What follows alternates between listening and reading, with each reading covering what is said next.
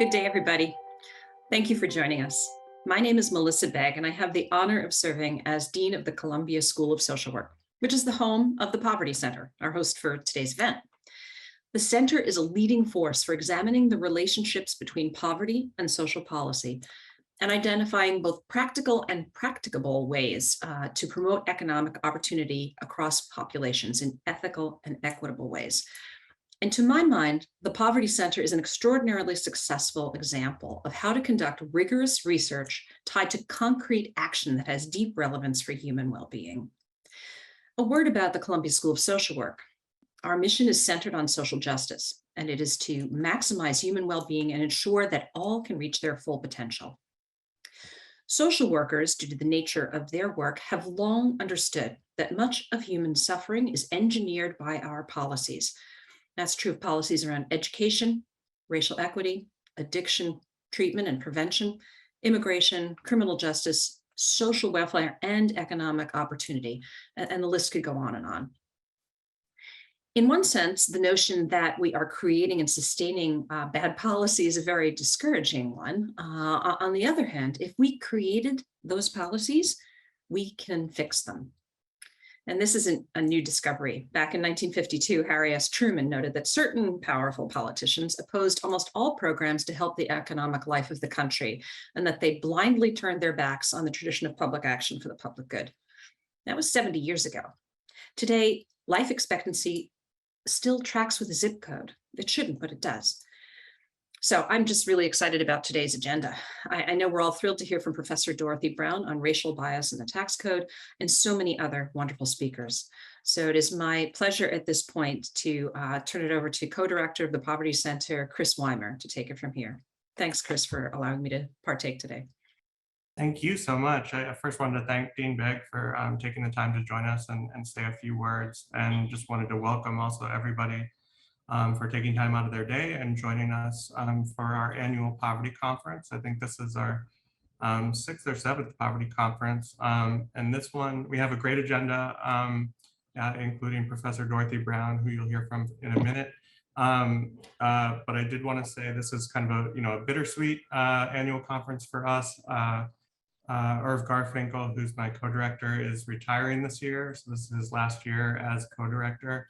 Luckily for us, he's not going very far. He'll continue to be very involved in the Poverty Center and our research, both in New York City and nationally. And he's going to say a few words at the end.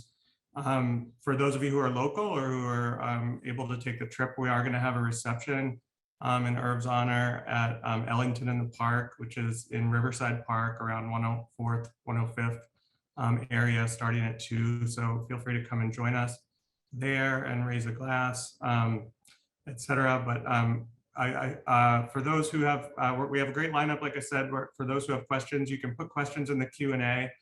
We don't have a ton of time. We have a pretty packed agenda, so we'll try to get to a question or two. But people should also feel free to email us at the center if they have questions or follow-ons, and we'll do our best to get back to everybody. That's cpsp@columbia.edu. And we'll, like I said, try to answer as many questions as possible. We're going to start out with our keynote speaker, Professor Dorothy Brown. We're so pleased that she accepted our invitation to join us today for our annual conference, given the relevance of her work to everything that we do at the center.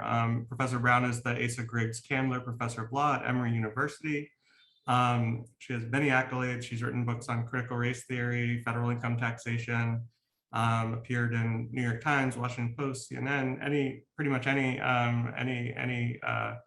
media outlet you can imagine. And in 2021, she released the book, The Whiteness of Wealth, How the Tax System Impoverishes Black Americans. And it's a really masterful book, highlighting the way that systemic racism is embedded in the tax code and how that plays out and impacts people's financial and non-financial lives to this day. I don't teach at the school, but if I did teach, this would be required reading, I think, for every student. And I know a lot of professors here are teaching the book. It's a wonderful book. If you haven't read it, you should go out and buy it. And with that, I will turn things over to Professor Brown and thank you again for joining us today. Thanks so much for having me. It's my pleasure. And I want to start with talking about the fact that I went into tax law thinking it had nothing to do with race. So imagine my surprise when I was reading an article that said, how do you know there isn't a race and tax problem if you don't look? And I decided to look. And the first obstacle was the IRS doesn't publish statistics by race. So that could have stopped my agenda, my scholarly agenda there, but I'm a fairly persistent person, so I kept at it. And what I've learned over the last 25 plus years is tax policy is a civil rights issue.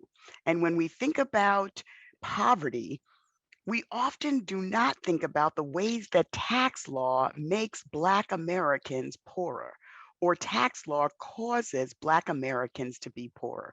Another way to look at this is I argue in the book that when white and Black Americans engage in the same activity, be it marriage, be it home ownership, be it jobs, tax law advantages the way white Americans engage in the activity and disadvantage the way Black Americans do. So let's take marriage.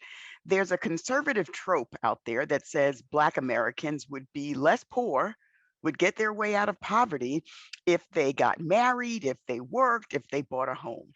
So let's start with marriage. Well, what we see is Black Americans do marriage differently than white Americans. When Black Americans get married, their incomes are roughly equal.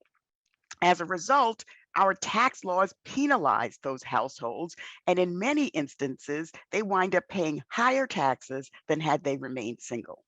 That is often true with the earned income tax credit. It is definitely true outside of the earned income tax credit. Whereas white Americans, when the majority get married, they have a single wage earner, and tax law gives that household, that single wage earner household that's disproportionately white, a tax cut. So getting married doesn't give a tax cut to Black Americans, can often give them a tax hike. And we see that marriage isn't a way out of poverty, at least as far as tax policy is concerned. Then we can move to home ownership. First of all, tax subsidies for home ownership are going to benefit those who are homeowners. And we know the majority of white Americans are homeowners and the majority of Black Americans are not. So what does that tell us?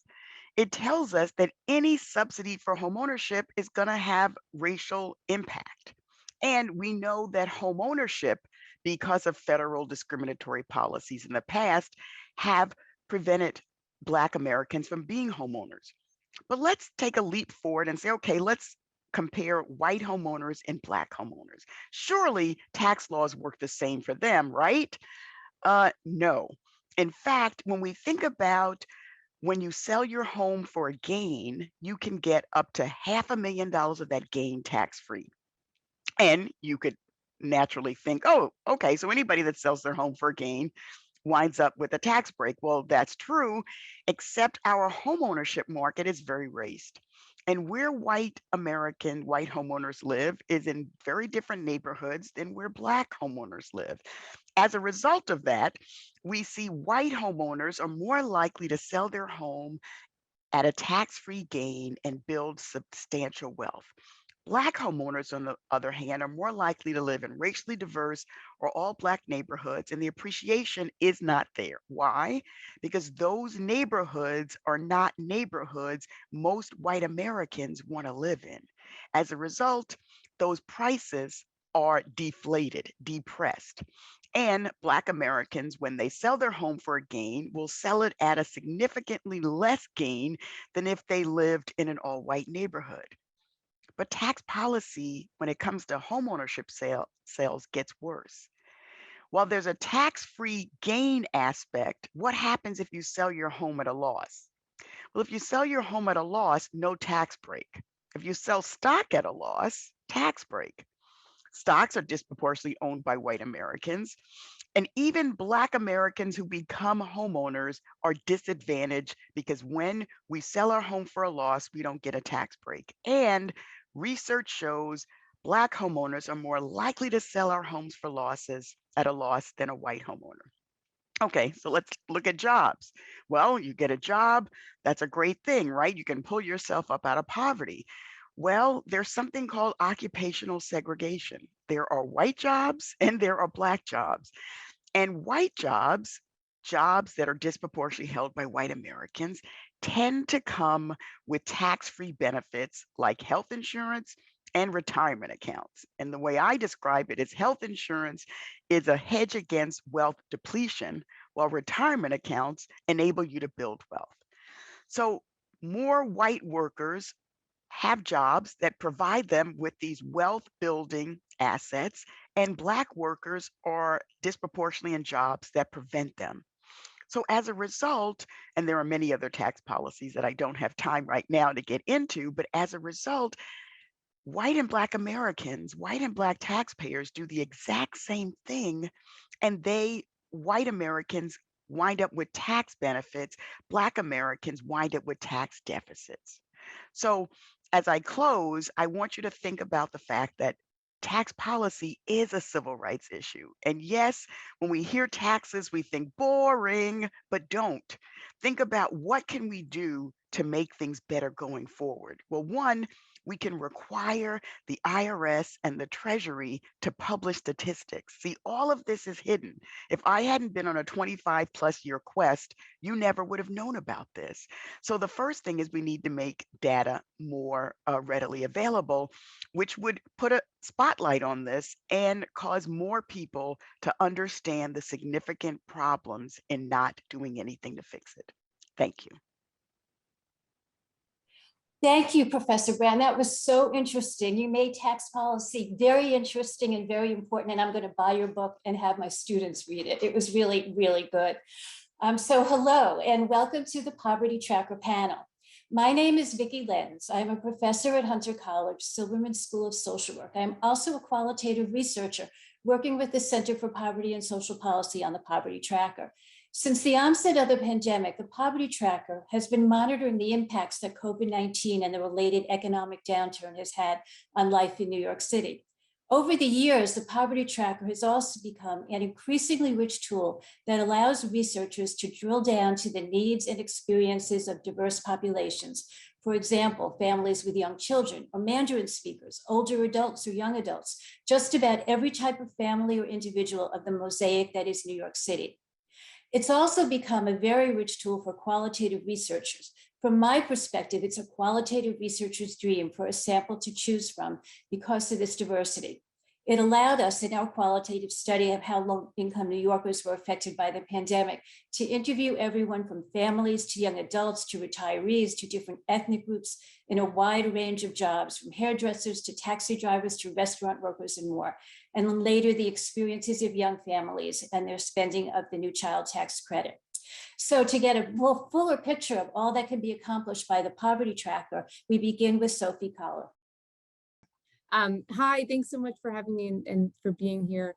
I'm really happy to be discussing the latest report from the Poverty Tracker, which is about the state of poverty and disadvantage in New York City. And I'm Sophie Collier.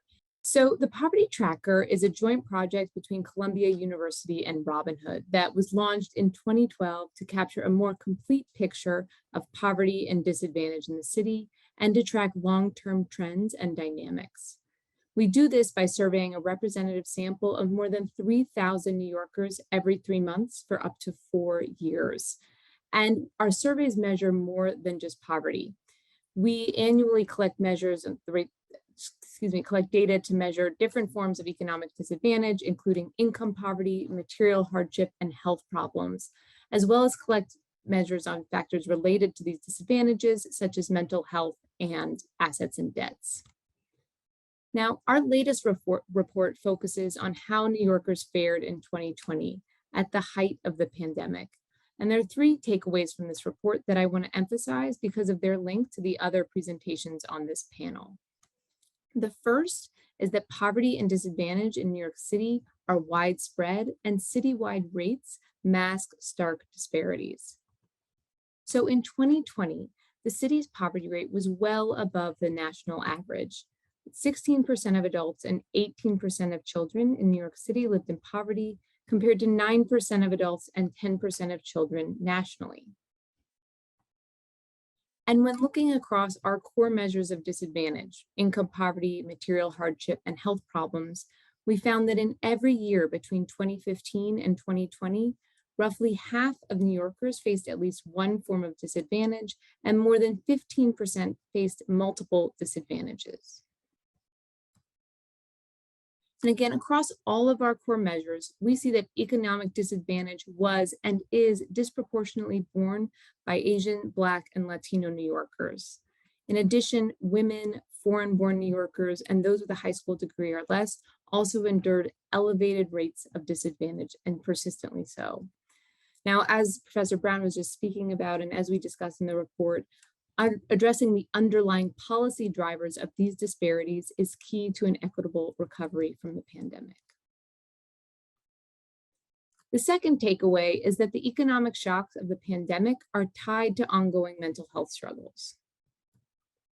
It's often been discussed how the pandemic has worsened mental health. And in the poverty tracker data, we find that between 2019 and 2020, the share of adults facing serious psychological distress rose from 9% to 11%.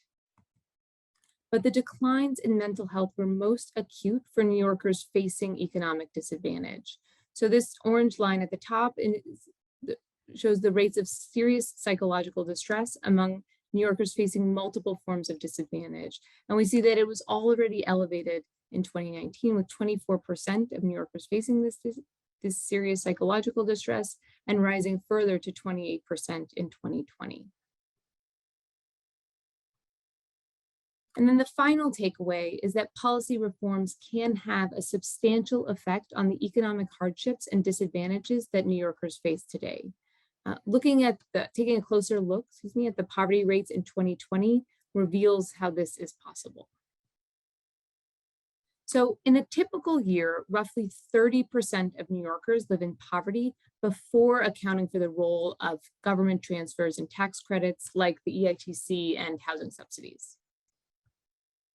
And in a typical year, these policies reduce the poverty rate by roughly 10 percentage points, moving close to 1 million New Yorkers above the poverty line.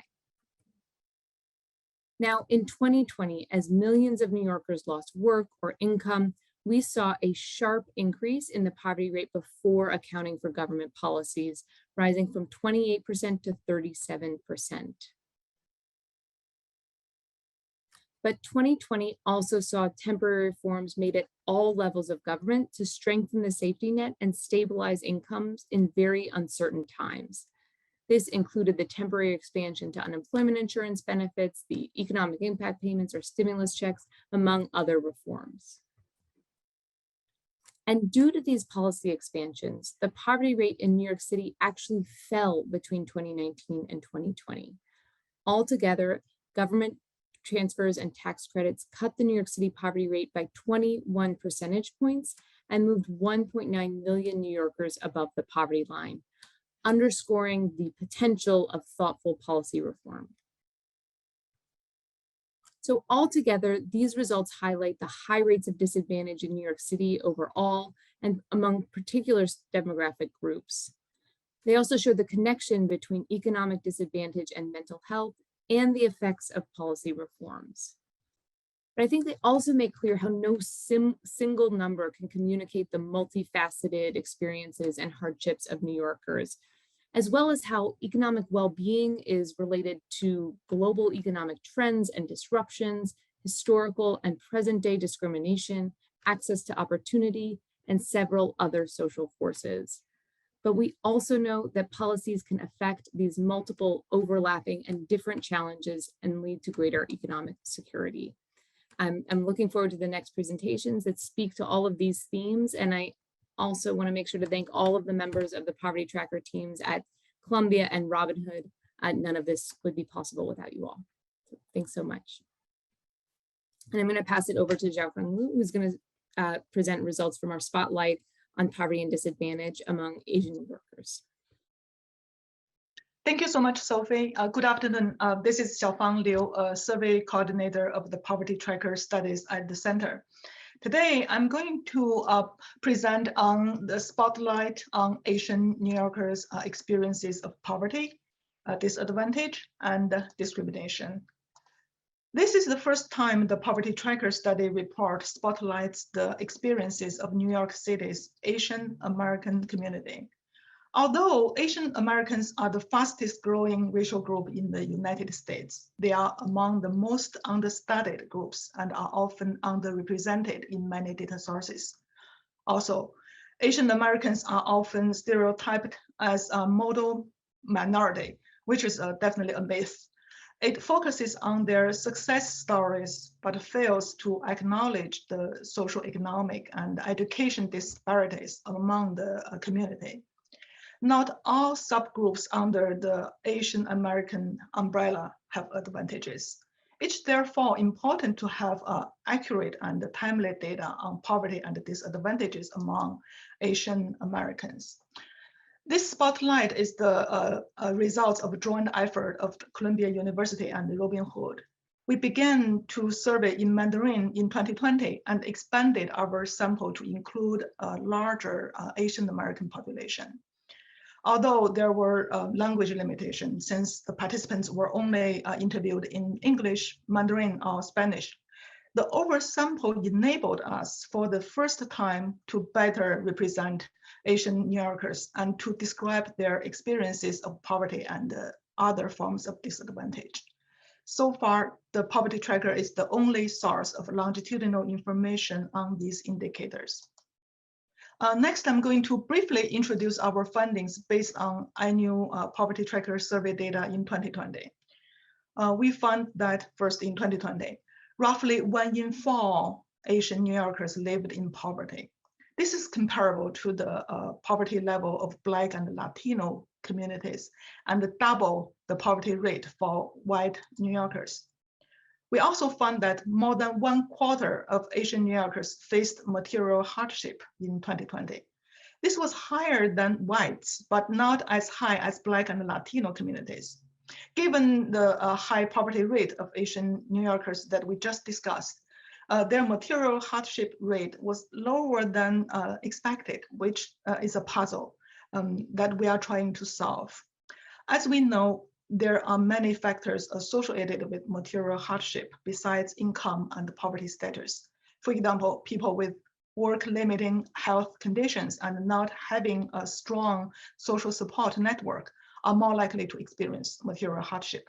Our survey found that compared to overall New Yorkers in poverty, Asian New Yorkers in poverty reported less work-limiting health conditions, and they could rely more on their network for financial or material support. One example is more of them could count on someone in their network to loan them $400. Definitely, additional research is needed on this topic, especially to identify the strength within the community. In addition, we also found that the rates of poverty, material hardship, and disadvantages were particularly elevated for some Asian New Yorkers subgroups. These include older adults, those with a high school degree or less, and those having limited English proficiency. In terms of health and well-being, we found that Asian New Yorkers reported less health problems than overall New Yorkers. It was the lowest among all the racial groups in the city. However, in 2020, more of Asian New Yorkers faced severe psychological distress than the citywide average. And Asian New Yorkers reported the lowest life satisfaction rating among all the racial groups in the city. In terms of well-being here, we also would like to bring in the results from our other report named Double Pandemic, which referred to Asian New Yorkers suffering from both COVID-19 and the spike in anti-Asian discrimination, similar to what the Black and Latino communities faced during the pandemic. In 2020, we found that about 1/3 of Chinese New Yorkers personally encountered bias and hate incidents, and over half experienced some form of discrimination. Moreover, about 80% of Chinese New Yorkers had endured high level of racism-related vigilance. For example, they worried about their family's safety from harassment or hate crime. They tried to avoid certain social situations or places due to these virus and were constantly on guard. Also, Chinese New Yorkers who faced material hardship were more likely to experience such racial discrimination and its related vigilance. The double pandemic is likely to have a serious and long-lasting negative impacts on Asian American communities' well-being. This spotlight presents results from the novel data through the expanded sample of Asian New Yorkers in the poverty tracker study. Though we should note that our study has limitations in our ability to understand all experiences in this community, we hope this spotlight can raise the awareness of the poverty and the disadvantages in the Asian New Yorker community, especially the challenges faced by certain vulnerable subgroups, and also Asian New Yorkers suffering from the double pandemic. We call for more policies and culturally and also linguistically supportive programs to address these issues for Asian New Yorkers, and more efforts from government and the research institutes to ensure Asian American communities won't be left out of the conversation about poverty and disadvantages. Thank you so much for listening. And big thanks to our excellent team. That's my presentation. I'm going to hand it over to my colleague, next presenter, Oscar. Thank you. Good afternoon. My name is Oscar Jimenez Solomon. I am a predoctoral poverty research fellow at the Center on Poverty and Social Policy, and also a research scientist at the New York State Psychiatric Institute. This presentation tries to answer the question of to what extent do changes in income impact mental health, and changes in mental health impact future income. In other words, do money problems create mental health problems? And as time passes, do mental health problems make money problems get even worse?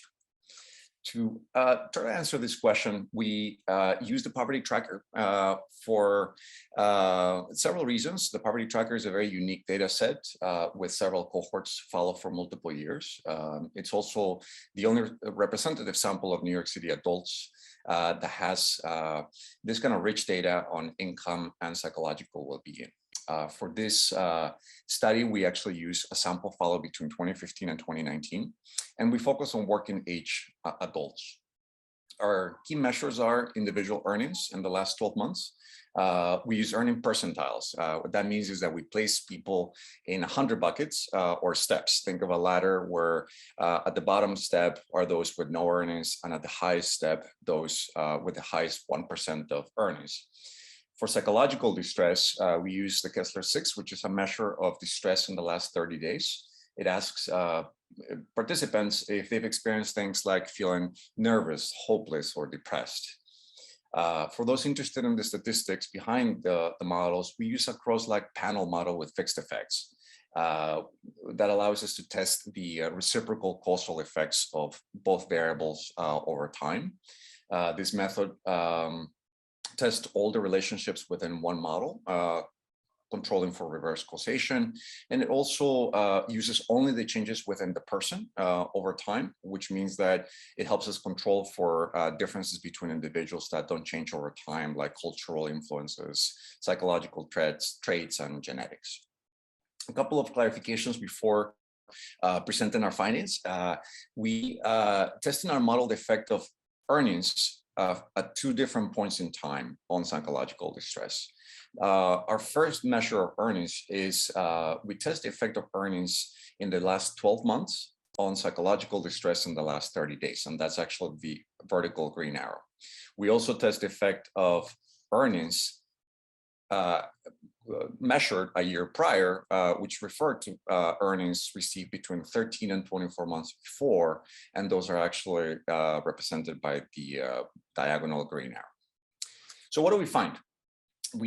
First, we find that earnings in the past 12 months have a modest but noticeable effect on psychological distress in the past 30 days. And this effect is between 0.05 and 0.16 standard deviation, depending on the year. For instance, in year 2, we see that a 1 standard deviation decrease in earnings translates into an increase in distress in 0.18 standard deviation. To contextualize this a little bit better, this means that a decrease in a full step in the earning ladder translates into an increase in psychological distress by about 0.4% or less than half a percentage point. Second, we find that the effect of more recent income, 12 months, seems to have a stronger and more consistent effect than the effect of earnings in the last 13 to 24 months prior. We noticed that the coefficients are relatively smaller, weaker, and also a bit less consistent. Third, we find that psychological distress at one time decreases earnings a year later. To make these effects a little bit more intuitive, for example, a year 2, a 0.047 standard deviation coefficient means that a 10% increase in psychological distress at year 1 decreases earnings a year 2 by about 1.7 steps in the earnings ladder, meaning 1.7 percentiles. So going to our conclusions, first, our main conclusion is that money problems and mental health problems do seem to pile up over time. People whose earnings decrease experience more psychological distress later in time, and as their distress gets worse, their income or their earnings specifically decrease over time. The effects that we find are relatively small or modest, but we can see how these can accumulate over time. Even small effects can each year can pile up, can multiply, and can create or contribute to a downward cycle of mental health decline and impoverishment. And these findings are consistent with what's called the reciprocal relationship theory. The key idea is that as someone declines in the earnings ladder, they may experience things like difficulty meeting their basic needs, repaying their debts, feeling hopelessness, shame, and other forms of distress. And also that as someone's mental health declines or gets worse, they may not be able to work the same number of hours, may even not be unable to keep employment, incur debts or expenses to take care of their mental health, and also meet their basic needs. Our second conclusion is that recent earnings, such as those in the last 12 months, seem to have a more consistent and stronger effect than earnings further back in time. This may actually be good news for social interventions and social policies, in that we may be able to improve mental health outcomes by boosting income relatively short term. This seems to be supported by another model. We actually don't present it, but we also tested this with family income instead of individual earnings. And we also found that family income in the last 12 months seems to have a stronger effect on family income further back in time.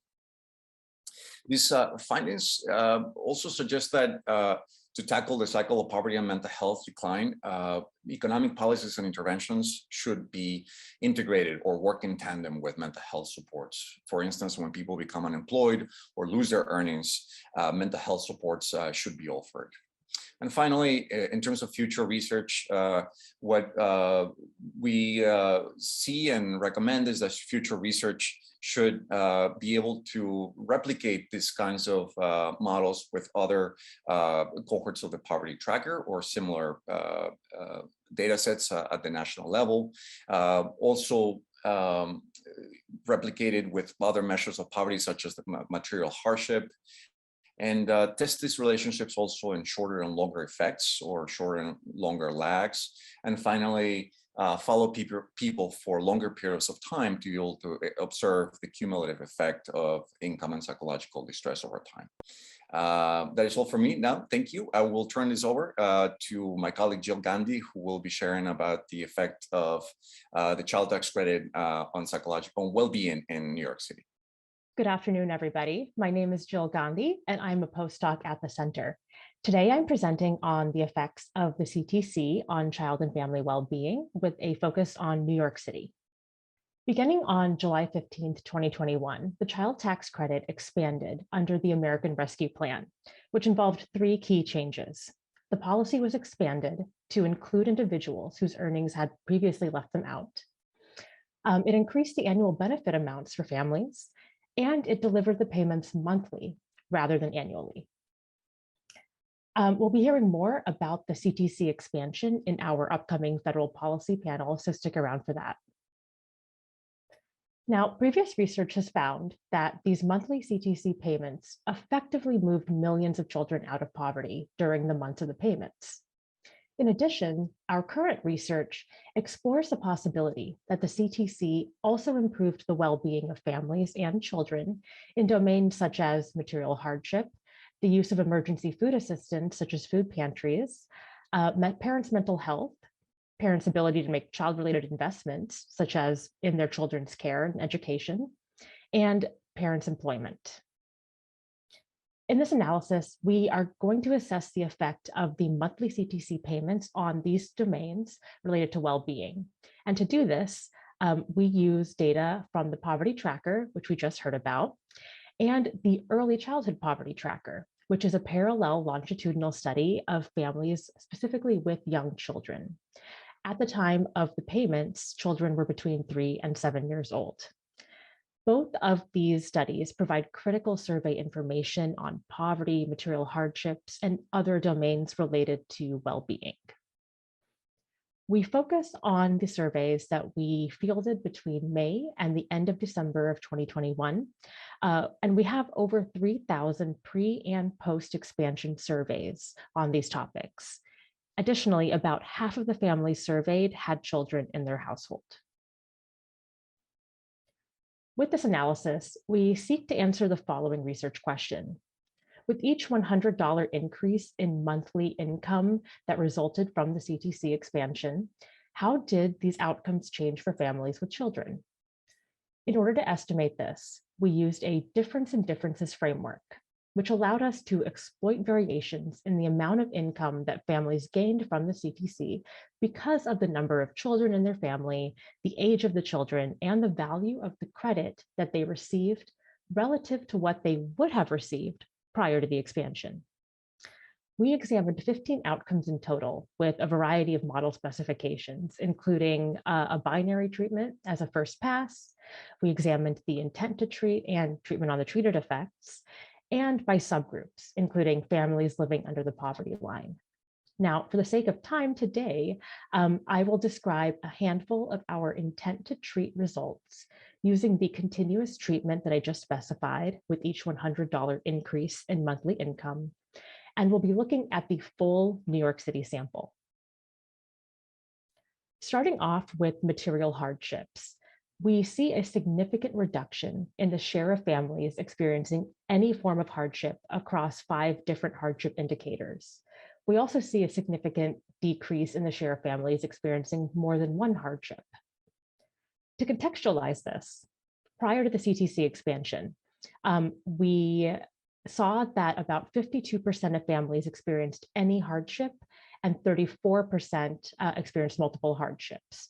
But after the CTC expansion, we see a 1.9 percentage point reduction for every $100 increase in monthly income that resulted from the CTC. Similarly, for multiple hardships, we saw a 2.4 percentage point reduction. To translate this into average effects, the average net gain, the average monthly net gain from the CTC was $230. So in the experience of any hardship, that amounts to a 4.4 percentage point reduction on average, or a 9% reduction in our mean. When examining the individual material hardships that families may face, we find that the significant reduction in financial hardship that families experience is really driving these overall reductions in hardship. And when we talk about financial hardship, we're referring to families reporting that they are running out of money before the end of the month. We don't see any significant intent to treat effects on the other hardship domains in this full sample of New York City families. But I want to note that when examining families living under the poverty line, we see a significant reduction in food hardship. And for financial hardship, this amounts to a 2.9 percentage point reduction per $100 monthly increase. When looking at the use of food pantries, we don't see significant effects on the share of families visiting a food pantry in the last month, but we do see a 0.7 percentage point reduction in frequent food pantry use for every $100 net gain in monthly income. We don't see significant effects on parents' mental health using this K6 measure of psychological distress that my colleague Oscar previously described. And also, we don't see significant effects on child-related spending for the group of families who have children. However, I want to note that some of these effects look different when examining subgroups and when examining treatment on the treated effects. And finally, for labor force participation, in line with recent research, we see no effects on families' full or part-time employment. And in fact, we see an increase of 0.3 hours of work per $100 net gain in monthly income. In summary, the majority of significant effects of the CTC were clustered around our material hardship in the use of emergency food services and in employment. And I want to reiterate that the results that I described are of a representative family sample of New York City families. In many cases, our significant findings increased in magnitude, and we found additional effects when examining just families living in poverty. So I want to thank you for your time, and now I will turn it back to my colleague, Vicki. Thank you very much, Jill. That was a wonderful panel. It really showed the breadth of analysis possible with the rich data set that the Poverty Tracker gives us. I was also really impressed with how much information you could pack into 7 minutes. It was really, really informative. So we now have time for maybe one audience question if people want to put that in the chat. I'll give us a minute for that. And then if not, I have some questions. Well, let me start off because so one of the things I'd like to ask you is the world changed a lot since the pandemic, and we knew a lot about different social policies before then. So what I'd like to ask you is what surprises did you find, and what did this really unsteady, unstable part of the last few years reveal that you might not have learned otherwise? I think that something that was surprising to us, and just surprising overall, was the fast impact that government policies were having in 2020 and then again in 2021. I remember when we were drafting the original survey questions about what was happening to people at the beginning of the pandemic. And every time we started drafting, we had to draft new questions as new policies were introduced, such as the expansions on unemployment insurance benefits and greater access to different policies and some of like the recertification questions, policies. And I think that just the speed with which that happened was very surprising, and the immediate impact it was having that you, Vicki, I know picked up in a lot of your qualitative work when you were asking people about kind of the stimulus payments and direct cash transfers. It was interesting for me to see how quickly people adapted to having more money and the good use they made of it. Give people who don't have money a little bit of money and they'll do a lot of good with it is one of the things that I learned really quickly. Any of the other panelists want to comment on that question? A question just came up again about the definition of material hardship in the chat. So I can define that if that would be helpful. Great. Yeah, so in the Poverty Tracker, we measure material hardship using under 5 domains. So we ask about food hardship, housing hardship, utilities hardship or bills hardship, medical hardship, and financial hardship. And most of these they're kind of consumption-based measures. So if you're actually able to afford enough food or afford your rent, if you miss a utility payment or have your utilities shut off, if you are unable to see a doctor because of costs is our definition of medical hardship. And our definition of financial hardship is just actually running out of money. And that was so interesting in Jill's presentation, just the sharp reduction in the share of families running out of money associated with the child tax credit, which makes sense as it's money that's automatically being transferred to families, and they're able to use it however they need. And I thought that was a really fascinating finding from her presentation. I think we're ready to go to hand it over to the next panel and Jane Waldvogel. Thank you all very much. Terrific. Well, that was a fabulous panel, and it's my pleasure now to introduce the National Poverty Panel. Before I do so, I just want to be sure to acknowledge and thank our funders, for whom we're very grateful, the JPB Foundation, the Annie E. Casey Foundation, Gates Foundation, and the Schusterman Family Philanthropies. So we're really very grateful for their support. And without further ado, I'll hand off to our first speaker, Megan Curran. Hi, everyone, and thanks very much, Jane. My name is Megan Curran. I'm the Policy Director at the Center on Poverty and Social Policy here. What I'll be speaking to you today is about our research roundup of what we know about the expanded child tax credit, which Jill was just describing. So a central focus of our work over the past year has been the real-time analysis of this really critical policy change. The expanded child tax credit was one of the signature policy changes made in the American Rescue Plan, which was passed last spring. And the idea behind this policy change, which effectively transformed the child tax credit from a once-a-year form of tax relief for middle and higher income families to a monthly payment available for almost all children, something akin to what many other countries might call a child allowance, has been a topic of interest to our center for a number of years prior to the pandemic. But when this policy was actually enacted as a form of pandemic economic relief, we quickly moved to assess its impact, both locally in New York City, as Jill was just describing, and also at the national level. Excuse me. We've also paid close attention to the work of many other researchers who have been following this important policy. So just before Christmas, with the last monthly payment recently delivered in mid-December, we released a research roundup reviewing what we know from the studies that were happening nationwide.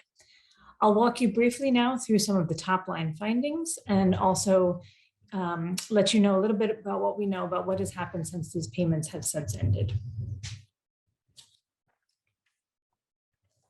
So the payments were in place for about 6 months, from July through December 2021.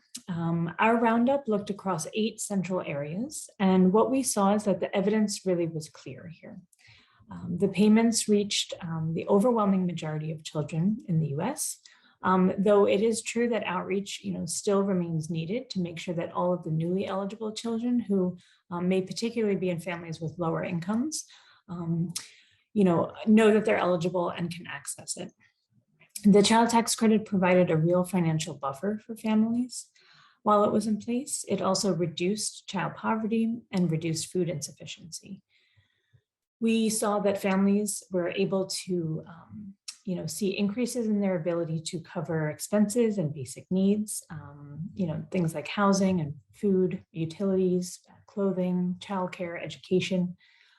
There was no evidence, again, as also Jill pointed out in New York City, but also nationally, that these payments disrupted parental employment, and we'll hear more about that shortly from my colleague, Ben. And what it does is, and going back to what Dorothy was talking about in terms of the tax code, this change, albeit temporarily, really did represent an important policy with the potential to reduce disparities and build equity across racial and ethnic communities. The roundup pulled from a wide range of sources. And what we basically saw was that a multitude of indicators were essentially pointing in similar directions. That if the child tax credit payment reached the household, it was able to do good things. So a couple of key examples here. We saw from JP Morgan Chase, for example, that the checking account balances of families, particularly with low incomes, after about 2 or 3 payments by September of last year, ended up 70% higher than they were at that same time of the year pre-pandemic. And this was specifically due to the influx of these payments coming in at a regular basis. We also saw that the most common ways that families spent the child tax credit was on household essentials, most specifically food. Food was the most common item that families reported spending these payments on, whether they were higher income families or lower income families. And it also didn't matter where you lived in the US. This was also the most common item in every single state. And thanks very much to some of our colleagues at the Social Policy Institute and the Center on Budget who have looked at some of this information in detail. We also saw that the child tax credit moved the measure on hardship. So again, example, with food insufficiency, we saw it decline very rapidly with the onset of these payments, particularly for lower income families. So at the center, we obviously have a very specific focus on poverty. And we also found striking results in this area as well.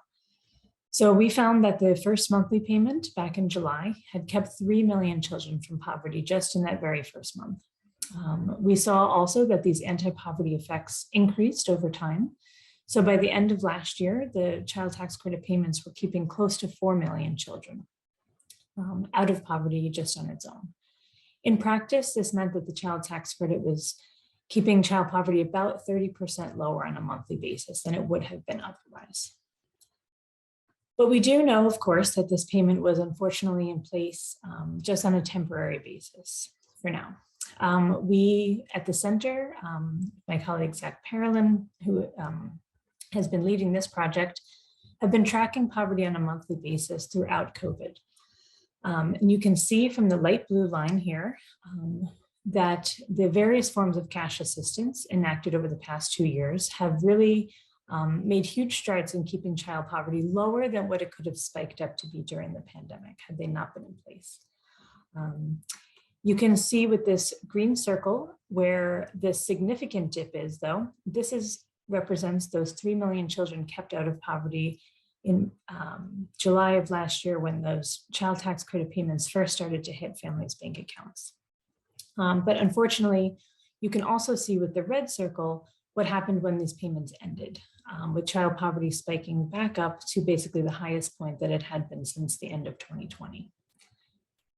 Given what we know about how families were using this money when it was in place, specifically buying food and paying bills, and also given the fact that we know now that food and energy prices have risen since, and for some families, quite substantially, there is a real case to be made that the child tax credit still has a role to play in our current economic situation, both to help families with the cost of raising children, but also crucially to protect children from hardship.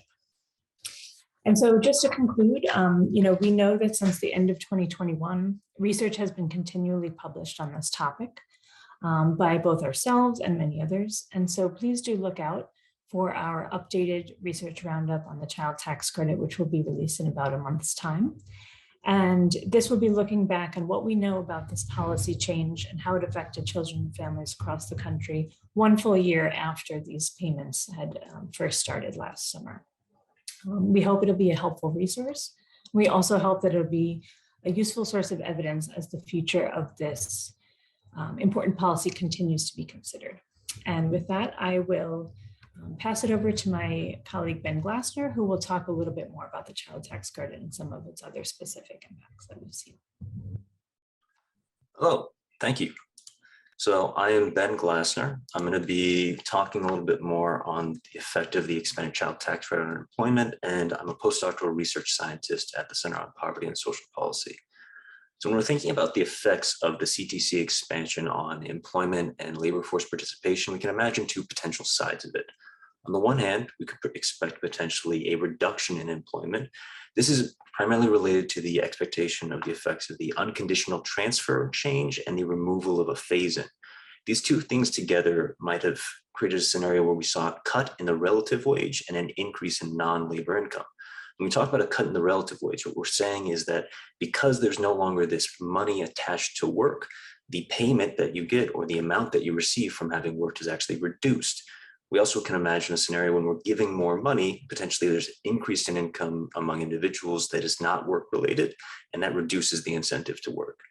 These two things combined to create a scenario where we saw in a number of simulations a prediction of reduced employment or labor force participation among those receiving these payments.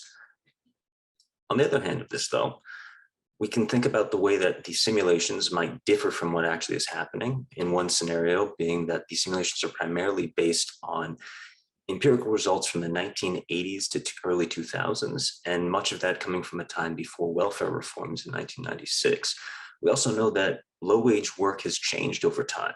There's a lower willingness to leave work today than there previously was, maybe reducing the potential willingness to leave as a result of the CTC expansion, as well as an increased volatile nature of low-wage work in this trial time of the pandemic. Also, there's other studies of international or other forms of child allowance programs like the Canadian Child Allowance, which found null results or no effect of the payments impacting willingness to work or employment.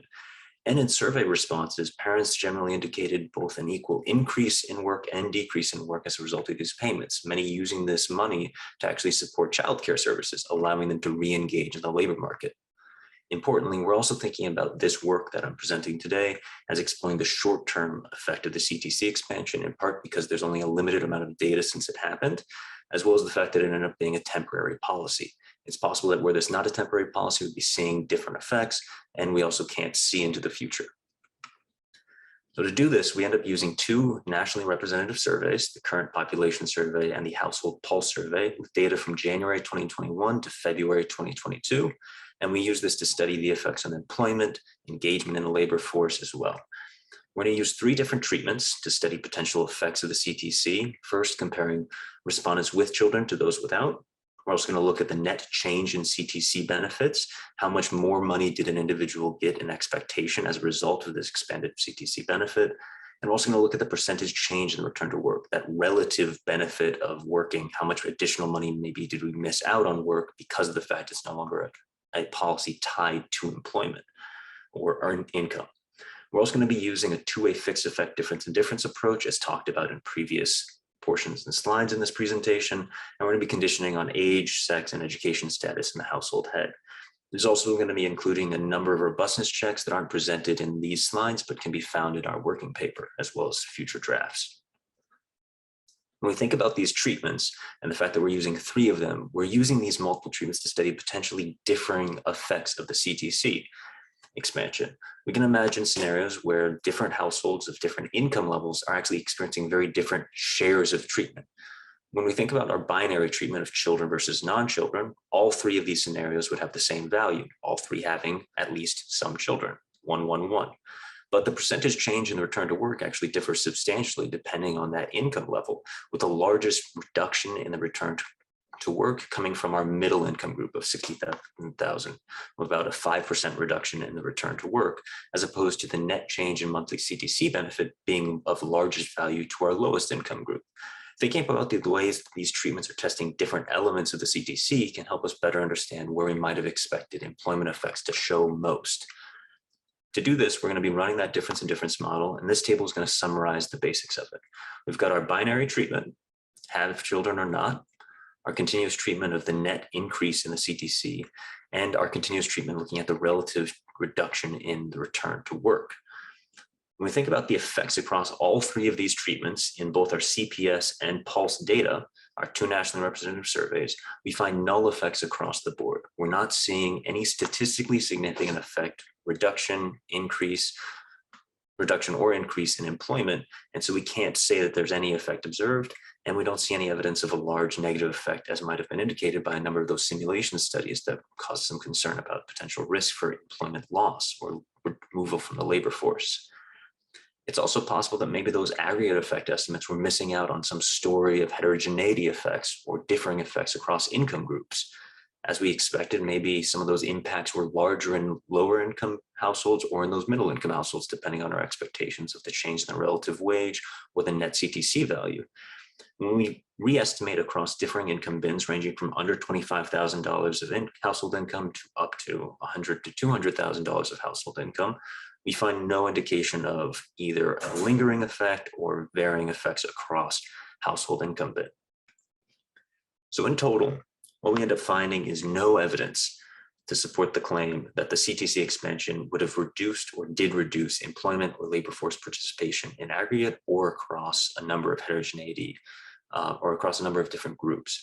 These findings were robust to a number of different tests that we included in our working paper, and we can find that on NBER or on our site. I'm going to now pass this off to one of the co-authors on this paper, actually, Crystal Hamilton. Thank you, Ben. So my name is Crystal Hamilton, and I'm a postdoctoral research scientist with the CPSB.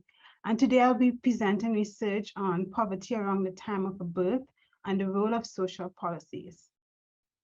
The arrival of a newborn can have significant financial implications for mothers and families because of increased expenses related to childbirth and the caring of for a newborn.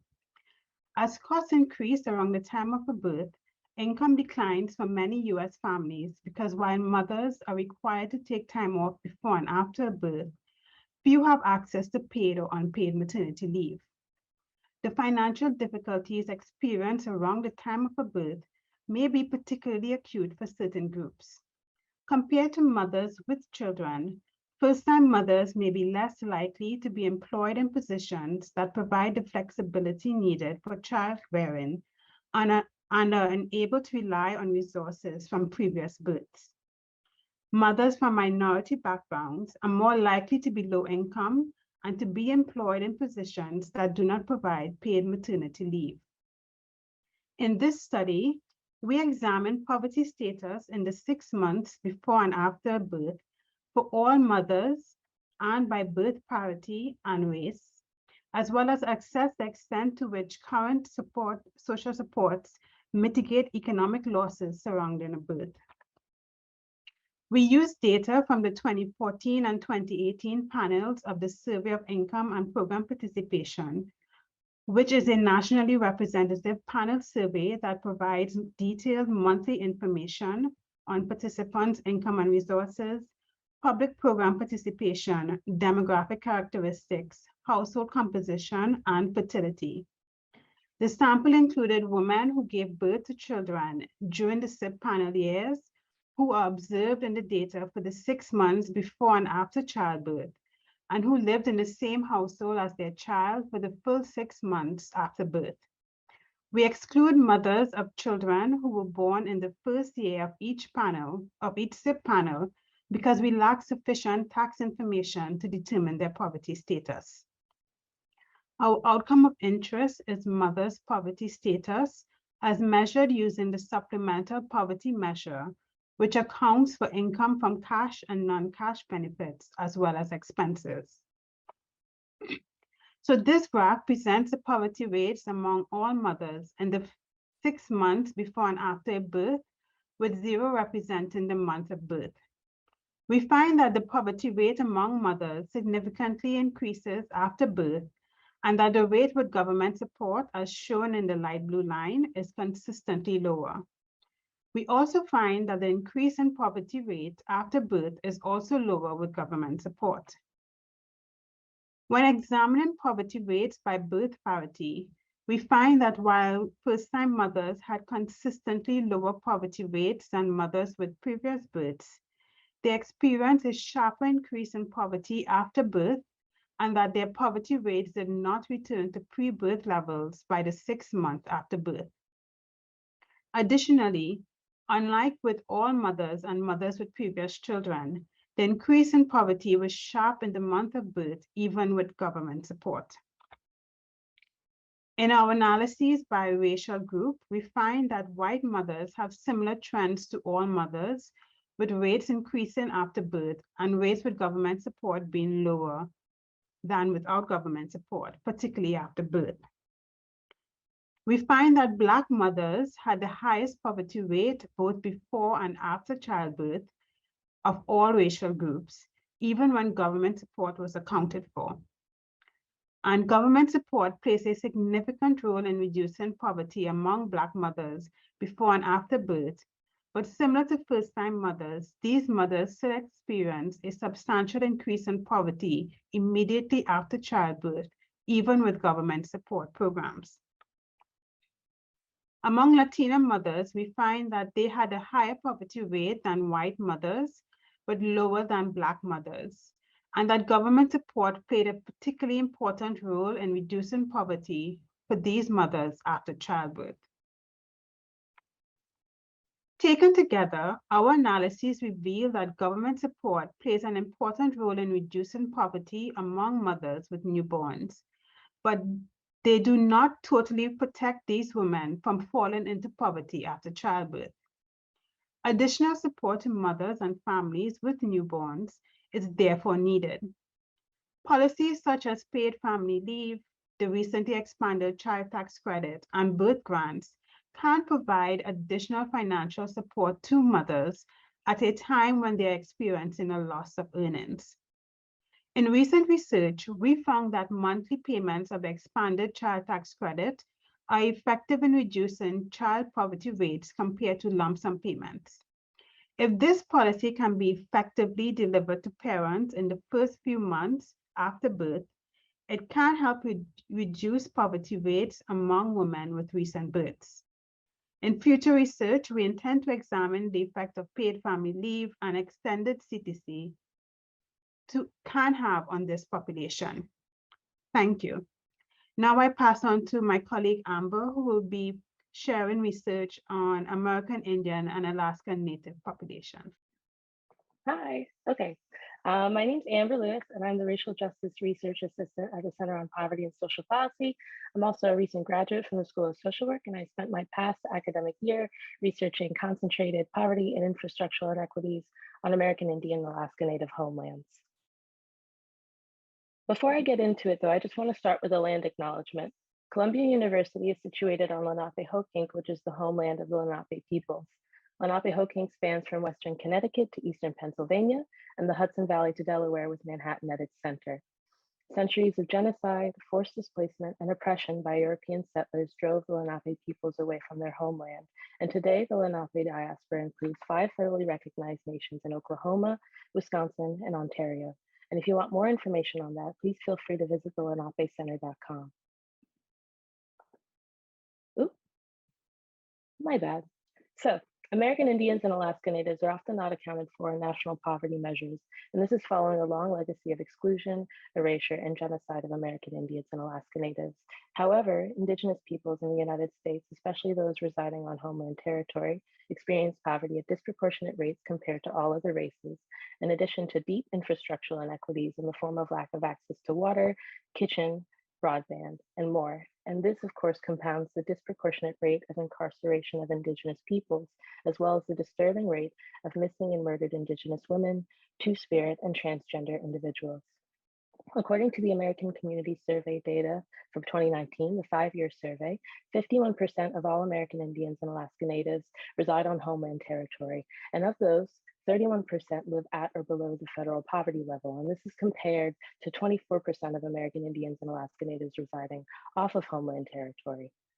Moreover, 6% of American Indians and Alaska Natives residing on homeland territory lack access to those basic infrastructural components that I mentioned earlier, which are hot and cold pipe water, plumbing, kitchens, and more. And that's compared to 1% of those who reside off of homeland territory, which is comparable to the national average.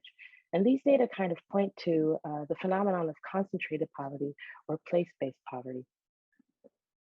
So spatial concentration of people living in poverty has been shown to exacerbate this effects. And moreover, those who are living in poverty are more likely to reside in areas with higher concentrations of poverty. Beal found in 2000 that of the 444 non-metro counties classified as high poverty, 75%, so 3/4, reflected racial and ethnic minorities. And for American Indians and Alaska Natives living in 40 high poverty areas, the average poverty rate was 41%. So recognizing already in these data previously in the slide that this phenomenon was coming up of concentrated or place-based poverty, I wanted to take a look at the land, take specifically a look at homeland territory and see if this trend continues. So I identified 3 public use microdata areas, or PUMA, as I'll call them, in the United States, which have a majority American Indian Alaska Native. And there are three. There are Navajo Nation in New Mexico, Navajo and Apache nations in Arizona, and Subsistence Alaska, which is comprised largely of the Alaskan Athabascan, the Inupiat, the Yupik, and the Aleut tribes. And I had the question, what is the significance of place in relation to poverty for American Indians and Alaska Natives residing on homeland territory? And what I found was that 37% of all individuals living in Navajo Nation, New Mexico, regardless of race, are living at or below the federal poverty level. And that's compared to a state average of 22%. The unemployment rate for those in the workforce is double that of the state average at 10%. Notably, 12% of all individuals living in Navajo Nation lack access to basic infrastructural components, including hot and cold piped water, kitchens, and stoves. 19% lack access to broadband, and 35% live in overcrowded living conditions. And overcrowded housing, I took a definition from the US Department of Housing and Urban Development, in which they highlight instances in which there are more than 2 people per bedroom. So that is at 35% compared to a state average of 19%. And the story is very similar in Arizona. I'm going to do a little toggle. As you can see, the poverty level is the same. Notably, 14% of all individuals in Navajo and Apache nations lack access to basic infrastructure. 17% lack access to broadband, and 28% live in overcrowded housing conditions.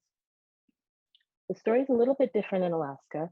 The poverty level is a bit lower at 23%, but as you can see, the unemployment rate and lack of access to basic infrastructure are much higher in Subsistence Alaska at 12% and 24% respectively. Additionally, 34% of all individuals in Subsistence Alaska lack access to broadband, and again, 35% live in overcrowded housing conditions. So I could talk your ears off about the policy implications in this situation, but I'm just going to highlight one right now, which is Indigenous rights, the right to water, and the right to regulate water resources. So water rights are actually an essential element of tribal sovereignty, as demonstrated in US District Court case City of Albuquerque versus Browner in 1993, in which, quote, through amendment, Congress merged 2 of the 4 critical elements necessary for tribal sovereignty, water rights and government jurisdiction, by granting tribes jurisdiction to regulate their water resources in the same manner as states. But despite this precedent, 572 federally recognized tribes are not treated as a state under the Safe Drinking Water Act, and as such, they do not have the right to regulate their water resources in the same manner as states. So it's up to the United States Environmental Protection Agency in such instances to collaborate with tribes in order to improve quality of drinking water and ensure tribal water sources are in compliance with the Safe Drinking Water Act. This year, actually, Congressional Research Service asserted that, quote, Indian water rights are vested property rights and resources for which the United States has a trust responsibility, end quote. I guess I'll point one more thing out because theme of the day seems to be CTC, child tax credit. The Arizona Center for Economic Progress has advocated for the permanent expansion of the child tax credit, which would, for example, benefit 40,900 Navajo children in Arizona and address 30,000 children previously left out of the full credit. Thank you so much for listening. I really appreciate it. This was a passion project of mine and I was happy to share it. And I'll pass it off to Jane.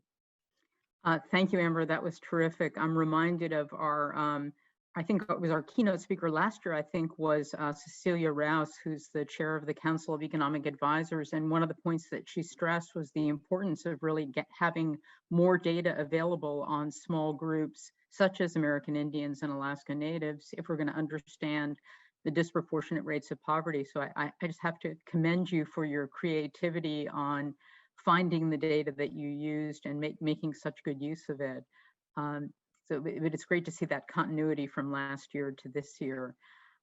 So the floor is now open for questions. I guess I'd like to start with invite each of the panelists to say, just very quickly, we'll do a lightning round. What's up next for you? What do you see as the next steps in your research? Where do you think this needs to go next? And why don't we go in the order, Megan, then Ben, then Crystal, then Amber. Sure, thanks, Jane. So as I mentioned at the end of my short presentation, We will be having an updated version of that child tax credit research roundup, so please do check back in with our website in about a month. We also do continue our monthly poverty work regularly. This started at the beginning of COVID, but is actually really represented kind of a transformational way of understanding how families are doing in real time, and so we hope to continue that. And we also do keep a very close eye on what's happening with policymakers on the future of a variety of safety net programs. There are a number of proposals before Congress that would potentially make changes to not just the tax code, but childcare, paid leave, a whole host of things that affect how children and families are able to get by and also thrive. And so we look forward to being responsive to anything that comes out. And please, again, check back or feel free to email us if you have ideas for future areas of research. Thank you, Megan. So I'll jump in next for the order wise. We're extending the analysis of the CTC effects to also look at impacts on subjective well-being and mental health. That's one of the active projects that we're finishing up right now. And then from there, a significant amount of work is going to look towards the intergenerational transmission of poverty and the role that public policy has to play in kind of reducing that, and also looking at racial differences in that intergenerational transmission of poverty. Terrific, thank you. Yes, in line with the research I presented, we are going to look at the role of paid family leave and the expanded CTC on reducing poverty rates among mothers, before and after birth. And in addition to that, hopefully looking at the impact of the CTC on the college persistence of mothers, and then looking at the economic situation of young adults as they transition to adulthood. Yeah, thank you, Crystal. It's a big agenda. And Amber, what's next for you? Or what do you think should be next for us? Well, I have a lot of thoughts. Well, for me, what's next is that I'm going to hopefully compile all these data into a policy brief and have that released towards the end of the summer. And I also believe that it's really important to collaborate with Indigenous scholars and activists. So once that's all set together, I hope to distribute it and see what more information needs to be provided in order to make sure that Indigenous rights are advocated for in public policy. So yeah, a lot more collaboration. I think I kind of been existing in a bit of a silo. So I hope to expand the audience a little bit more. Thank you. I think you got a sense from each of our speakers that we are really, I won't use the word obsessed, but we are really super eager to be analyzing public policies that are on the agenda in Washington or at state capitals. And we're also deeply concerned about poverty and racial inequities in poverty. So any ideas that those of you in the audience have about policies we should be looking at, populations we should be looking at, this is what we live to do at the center. So feel free to reach out to us. You get a sense of the kind of analyses that we're doing.